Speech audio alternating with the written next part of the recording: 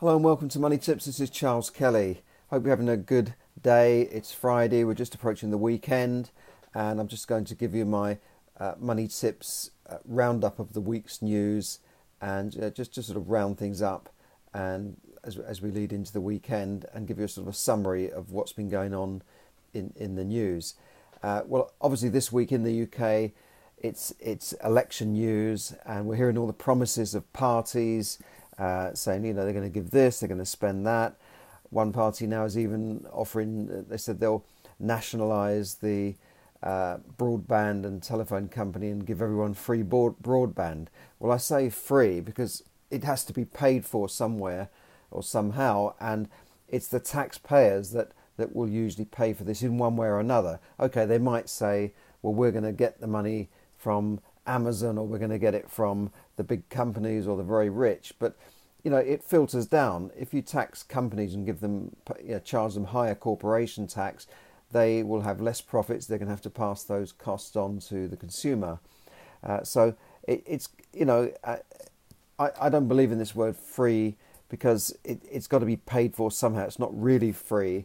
It's just another way of taxing or moving the tax from one place to another. So that's been, there's other news this week about how much the governments are going to spend. Another proposal is to allow employees to take time off from their main job, paid leave, and then go and study for things that are not related to that job. So you could study, you're working as an accountant, but you could go and study law. And this proposal is that, if they win power, they'll give everyone the right to go and study at their employer's expense for a different career. Now, as an employer, somebody who's employed a lot of people in the past, that sort of scares me, because particularly with small to medium-sized businesses, they're already struggling to cope with all of the regulation and EU stuff and bloody GDPR. I mean, what the hell use has GDPR been to anybody? Every time I go on a website now, I have to tick about 3 boxes before I can even move on and say okay to this and okay to that. We had consumer laws, and we had data protection laws for years, and it seemed to work quite well. There was no major problems. So I don't know why the EU imposed this GDPR. That's what I believe it is. It's an EU proposal. Anyway, as a small business, I've seen so many changes come over the last 30 years, and every time a change comes, every time you have to comply with some new rules and new regulation, it costs money. I'm sure GDPR cost millions and millions, maybe billions, to implement because of all the changes they had to make, changes to websites, changes to emails, all these things that have to be looked into. It's not a just copy and paste job. Companies have to spend a lot of money and allocate people just to deal with GDPR. So as a small business, that kind of thing scares me, because I think, well, we've already had to cope with all these changes. Now they're going to bring in a change allowing people to just go off and study for something that is not even going to benefit them as an employer. At the moment, employers will give paid leave to employees who want to take a course that will help that employer. And what's wrong with that? There's no problem with that. So anyway, that was one of the news. And what I've said there is that, you should invest in yourself, basically, and invest in your own training, and always be trying to improve yourself, because that's the only way you'll get on. And successful people do that. They will always keep up to date with things, and they will invest in themselves. And then we talked about investing in things that you understand rather than following the herd. Now, it's easy to jump into fads, isn't it? And you think, well, okay, let's go into Bitcoin, or let's invest in the US market, let's invest in China, let's invest in the Far East, and just jump into it because everybody's doing it, or because it's the latest trend, like buy gold, sell gold, buy silver, buy precious metals, Bitcoins, blockchain stuff.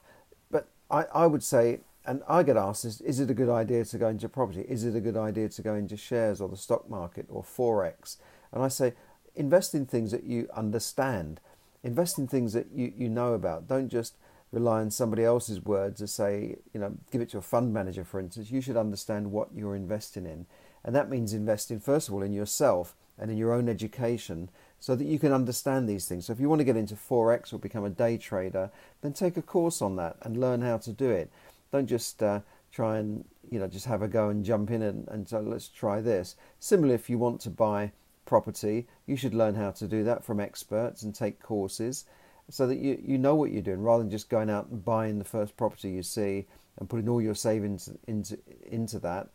And it might not be the right property. It might not be a very good property for rental, or you might be buying it to flip in the wrong place and it doesn't flip and it doesn't make you a profit, or you haven't done your numbers correctly because you don't know how, or you've underestimated the time it would take, the money it will cost to refurbish a property. And this is where you need the right education, the right knowledge, and people around you that know what they're talking about, not the guy down the pub who says, oh, it's easy and just get a builder in and do this and that, and then you can sell it on for a profit. Because many people get caught out like this. And you also need to know about the change in legislation, the tax legislation, how to buy a property. Should you buy it in your own name? Should you buy it in a company name? What's the tax differences? You should know about Tenants and Tenants Fees Act and all these things, and the health and safety rules when you're letting a property. So just make sure you really, if you're interested in property, then just contact me. I'll put you on a free property discovery day where you can learn a bit more about it, and that's absolutely free. Go along, spend a day, learn about it, see if it's for you. If it's for you, then you can go into things deeper from there. But definitely do something. Similarly, if you want to do shares, just find a course on shares. You can do a lot of things online with that, all these things are good investments if you know what you're doing. And finally, take financial advice, because I'm not your financial advisor. So I also said this week that we have more free time than ever. So why does it seem like we're always so busy when we've really got more time than ever on our hands? We've got a lot of leisure time, and a lot of people will waste that time watching 24, 30 hours a week of television or similar amount of time on social media, when in that time you could easily build a business on the side, you could easily learn a new skill, you could probably take a degree, you could do a degree part-time at home or an evening classes easily with 25 to 30 hours a week. We also talked this week about the British job facts and what type of jobs most British people are doing, and the answer to that is that most people are going into most people are working now in the service sector, and that's the way the economy has gone in the UK. A lot of people are self-employed. Over 5 million people are self-employed, and over 1 million people are they're sort of semi-self-employed because they're on 0-hour contracts, so they haven't really got a secure job, and that is a concern for people. And what I can see at the moment is a lot of people are in jobs where they're getting little or no pension benefit, because if they're on 0-hour contract, they may not even be in a pension. If they're self-employed, they may not have a pension. And if they're in a job where there's no real pension scheme, they're in what's called a work-based pension scheme. Now, I've written a book on this. I've written a book called Yes, Money Can Buy You Happiness. I worked for 25 years in financial services for banks and insurance companies, and for myself with my own business. So I know that people very much underfund their pension. It's probably only the top earners who have a lot of spare cash that really maximum fund their pension. Most people don't put anything like the maximum that they could into their pension scheme. I mean, the benefits are that you get tax benefit for putting your money in the pension scheme. It grows in a tax efficient environment, and it's a good way of saving. But you need to take financial advice as to which type of pension is right for you. But certainly I found that people are not putting enough in, and there's going to be a problem in the next few years. It's already starting to happen, where people will be unable to retire because they haven't got enough money to do so, and they'll be the ones pushing those big line of trolleys around the supermarket. The old guy sitting, pushing that trolley. He's 80 years old, but he still manages to push 50 trolleys. I don't know how he does it. And that's what, I don't want to be like that, and I'm sure you don't either. So if you're not in a good company scheme, and the only type of good company scheme really is if you're working in a government job, because they're the only employees now that virtually the only employees that have a decent final salary pension scheme. So if you have been in a final salary pension scheme, like you've worked for the civil service, British Telecom, post office, local authority, teacher, nurses, doctors, police, you will have a good pension hopefully. But for the rest of us, and especially the self-employed, they're not really putting enough aside. So another way to combat that is to if you're not able to do that, is to invest or start a business or buy properties. That's another way of boosting your retirement fund. Then we talked about protecting your credit rating. This is really basic stuff. If you want to get a mortgage in the future, or you want to rent a property, or you want to get a mobile phone contract, you need to have a good credit history, a good credit rating as well. A credit rating is slightly different. This is a figure that you can get for your credit rating from 0 to 1,000, and I think the maximum is 999, and you can see what your rating is based on. Are you on the voters list? Do you have any existing credit? Do you pay things on time? All these sorts of things, and that will give you a credit rating. But a lot of lenders and people that want to give you something like a mobile phone contract, which is a form of credit really, they will look at your credit scoring system. They'll look at your credit history and your credit file. So you can find out more about your credit file by just Googling it. Find my credit file, like my credit file, or go direct to Experian or to Equifax, and you can request a copy of your credit file. And you'll normally be quite amazed at what is on there, because everything is there, like every credit card you've got, the balance even, and then they'll be recording whether or not you pay on time. Are you a late payer? Have you missed payments? Because if you're not paying on time, it will show as a number on your credit file, your credit history. So if you can't pay, a £50 bill on time, why would someone give you a mortgage and where you might have to pay a £500 a month bill, and they're not going to give it to you? If you've missed payments, you're going to find it difficult to get a mortgage, maybe even difficult to rent a flat or rent a property now, or even a room, because a lot of the landlords want a credit check done for people. So what I'm saying is, protect your credit rating at all costs, because you can't really go very far in this world now without a good credit rating. In the past, you could probably get away with cash and all these sort of things, but I think nowadays you've got to have a good credit rating in order to not just to go and borrow money. You might say, well, I don't want to borrow money. What do I need a credit score for? Well, you might want to borrow money, and even getting a mobile phone contract is a form of borrowing. You need a credit card nowadays. It's very hard to get by without a credit card. I know a guy who lives in the Philippines. He said, I don't want any credit cards, I don't want any bank accounts, I just live for today and I don't want any hassles. But when he wants to book a flight, he has to ask around for people. Can you book the flight for me? Because you can't just go around with a bag of cash everywhere. So I think you must, the credit history now and the credit file and your credit score is very, very important. So protect it. So pay things on time. Don't overextend yourself. And when I say pay things on time, you've got to get it there before the due date. The money shouldn't be arriving 3 or 4 days after the due date. If your credit card bill is due on the 30th of the month, it's no good rocking up to the bank on the 30th of the month and saying, I'm paying it today, I'm paying it on time. No, because it takes a few days for it to reach the credit card company, and in that time they're going to report you as a late payer, and it's virtually a missed payment really. You've missed the payment, you've missed it, like you've missed the appointment.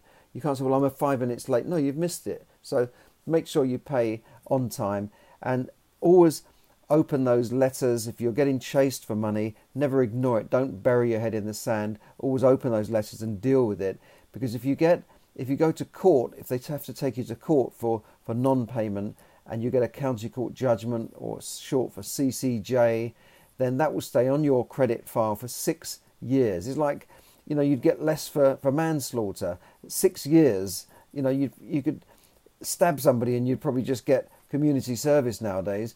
But that credit, you've missed a gas bill, and for £50 they take you to court. It stays on your credit file for 6 years, and that means you're going to find it difficult to get credit. The other thing that can happen with credit card companies, if you don't pay your bills, they can issue what's called a default notice without even going to court. They can press a button, that stays on your credit file for 6 years. Same thing with car loans. If your car gets repossessed and they issue a default notice for the lease, that will stay on your file for 6 years. So just be careful. It's easy to get credit. You could say that you see these these adverts, don't you? Easy credit, fast credit, but I would call it fast debt. And once you're in debt, that's very difficult to pay off. And I've said this before, that you shouldn't really be borrowing too much money to buy consumer goods that go down in value. Borrow money to buy assets that will go up in value and give you an income. And that's what I've written about in my book and in my various blogs, that if you buy assets that give you an income, like a property, like a share that gives you a dividend, a good share, over the years that will pay itself back many times over. But if you go out and buy a flashy new car, the chances are that as soon as you're driving it down the road, it's worth 20% less day one, and it's going down in value, but you have to keep making those payments at quite high interest rates. Warren Buffett, the famous investor, said that borrowing money at 16 to 18%, which is what credit cards cost, to buy consumer goods is dumb. It's dumb borrowing. So just think about that. That's why he owns credit card companies, because he makes money from people who he calls dumb to borrowing money on their credit cards to buy big screen TVs and even things like holidays and all these sorts of things that quickly disappear. But I believe in borrowing money to invest in a business or to invest in property, but I don't believe in borrowing money to buy consumer goods or fancy cars. I've had fancy cars on leases before, but now it's not for me. So there you go. I ask in my blogs every week, can you afford to retire? And it's an important question, because if you can't, these are things you need to ask yourself. Can you afford to retire? What are you saving for retirement? How much have you saved for retirement? Can you get there? These are critical questions you need to ask yourself, because if you can't retire, you'll just have to work until you drop on the job, as it were. So these are important questions. Think about it. Think about how much you're saving. You should be saving 15 to 20% of your salary towards short and long-term savings. And if you're not doing that, then you're going to be like these people that work all their lives and then say, well, where did all the money go? I don't know. Where did it go? Is it up there? Is it there? Did I drink it all? No, you just didn't manage it. So there you go. This is Charles Kelly, bringing you money tips to help you save, earn, invest, accumulate and enjoy more money. Have a good weekend and manage your money. Remember the 3 R's of money management that I wrote about in this, and try and look after your money, and it will look after you. So thanks very much for listening, and bye everyone. Thanks for tuning in on Facebook Live. Appreciate that. Appreciate any comments you make or anything you want to suggest. And I will see you again next week. Thanks very much, and bye for now.